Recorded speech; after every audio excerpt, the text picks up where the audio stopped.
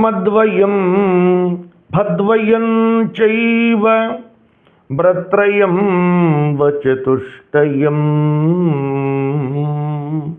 అనాపలింగకోస్కాని పురాణాని పృథక్ పృథక్. పురాణములు మొత్తం 18 పురాణాలు. వాటిని మనం తేలికగా గుర్తుంచుకోవటం కోసం చాలా అద్భుతంగా ఒక చిన్న 32 అక్షరాల ఛందస్సు కలిగిన శ్లోకంలో మన పెద్దలు మనకు అందించారు. మద్వయం, మా అనే అక్షరంతో మొదలయ్యేటువంటి పురాణాలు 2: మత్స్య పురాణం, మార్కండేయ పురాణం. భద్వయం చైవ, భా అనే అక్షరంతో మొదలయ్యేవి 2: భవిష్య పురాణం, భాగవత పురాణం.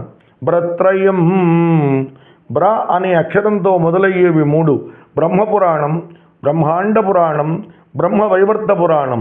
వచతుష్టయం, వ అనే అక్షరంతో అంటే ఉవ్వు అనేటువంటి హల్లు ముందుగా ఉండే విధంగా మొదలయ్యేటువంటి పురాణములు 4: వరాహ పురాణం, వాయు పురాణం, వామన పురాణం, విష్ణు పురాణం.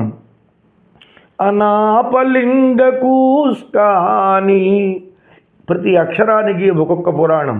ఆ అగ్ని పురాణం, నా నారద పురాణం, పా పద్మ పురాణం, లిం లింగ పురాణం, గా గరుడ పురాణం, కూ కూర్మ పురాణం, స్కా స్కాంద పురాణం. ఇలా పురాణాని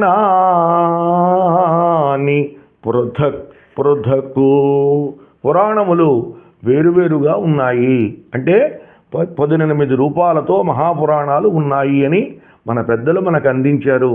ఇది చాలా మహాద్భుతమైన విషయాన్ని తేలికగా మనకు అర్థం కావటం కోసం మన పెద్దలు మనకు అందించిన సులభ సూత్రం.